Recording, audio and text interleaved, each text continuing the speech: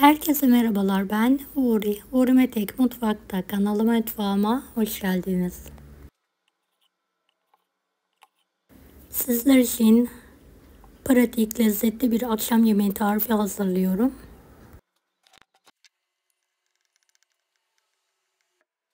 Yapımı çok kolay, herkes kolaylıkla yapabilir.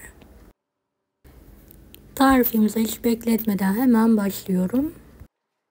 1 adet tam yumurta, 1,5 tatlı kaşığı tuz, 1 yemek kaşığı sıvı yağ, biraz karıştıralım. 1 çay bardağı su, üst su bardağı unu azar azar ekleyerek orta sertlikte bir hamur hazırlayalım.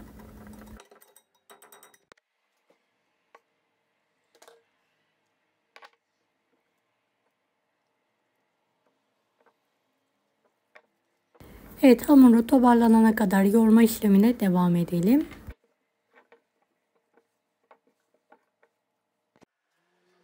Pürüzsüz hale gelene kadar tezgahta yaklaşık 5 dakika boyunca yoğuruyorum. Evet, üzerini kapatarak iç harcımızı hazırlayana kadar dinlenmeye bırakalım.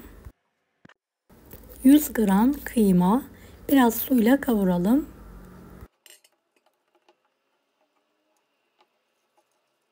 Kıyma biraz yumuşayınca kaşık yardımıyla tane tane olana kadar kavuralım.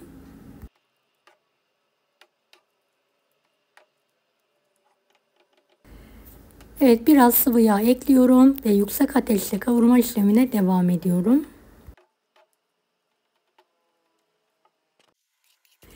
Kavrulan kıymanın üzerine 1 adet ince doğranmış kuru soğan ekliyorum ve kavurma işlemine devam ediyorum.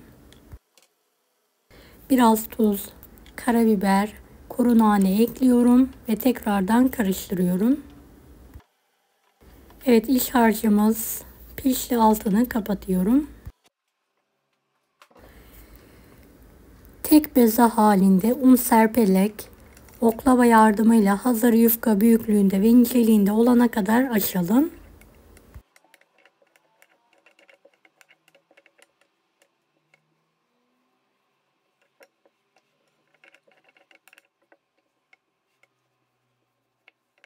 Beni hangi ülkeden veya şehirden izliyorsunuz merak ediyorum. Yoruma yazarsanız sevinirim.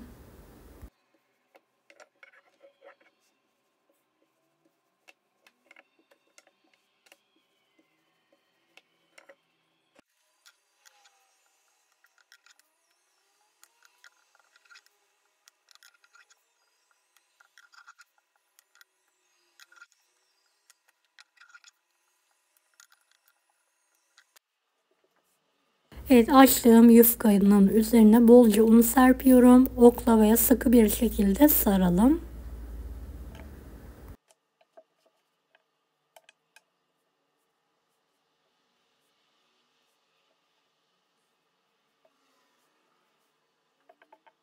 Tam orta kısmından keselim.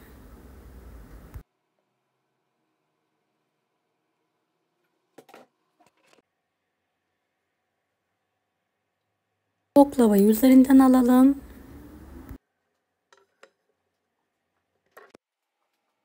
Videodaki gibi parçalara keselim.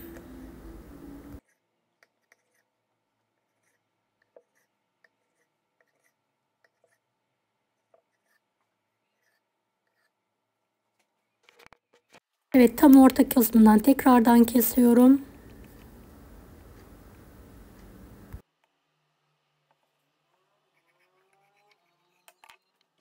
Un serpilmiş bir tabağa alıyorum.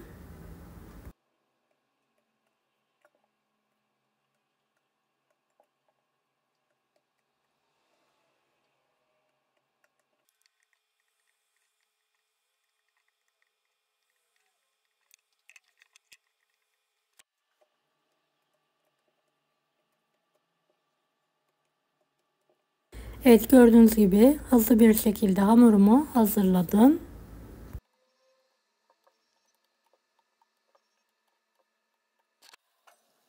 Büyük bir tencerede kaynayan suya 3 tatlı kaşığı tuz, biraz sıvı yağ ekleyelim. Hazırladığımız hamurları azar azar ekleyerek karıştıralım.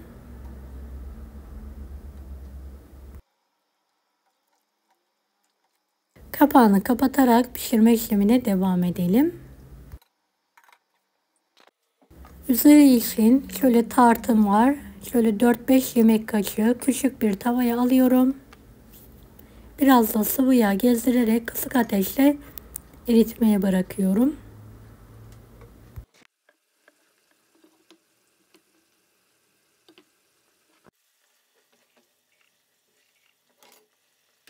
Kıymalı iç harcımızın üzerine kırmızı toz biber ve acı biber ekliyorum. Karıştırıyorum.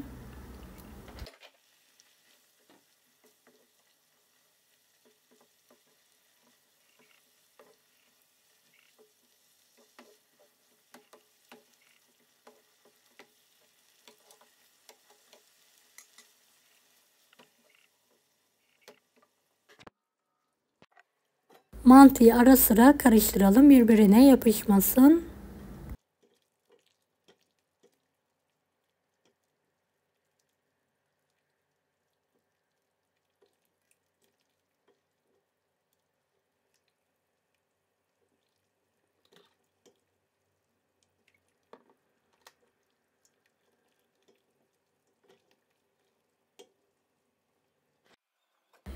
Kontrol ediyorum, pişmişler, altını hemen kapatıyorum.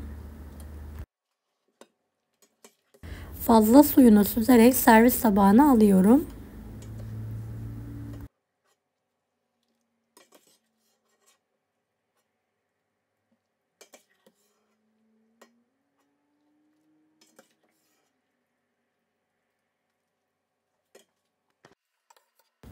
Evet, diğer servis tabağına da alıyorum.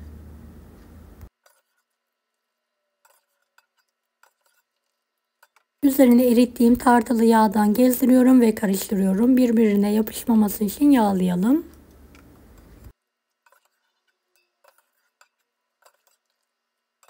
Evet, gördüğünüz gibi tek bir bezeyle 2 koca servis tabağı yemek çıktı. Tekrardan yağ gezdiriyorum.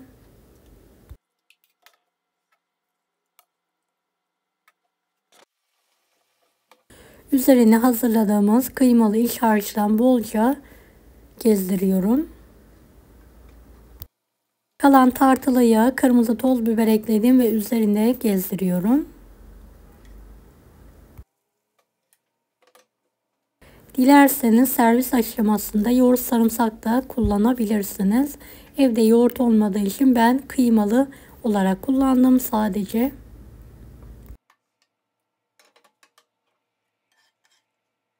Evet, diğer servis tabağını da hazırlıyorum ve yemeğimiz hazır.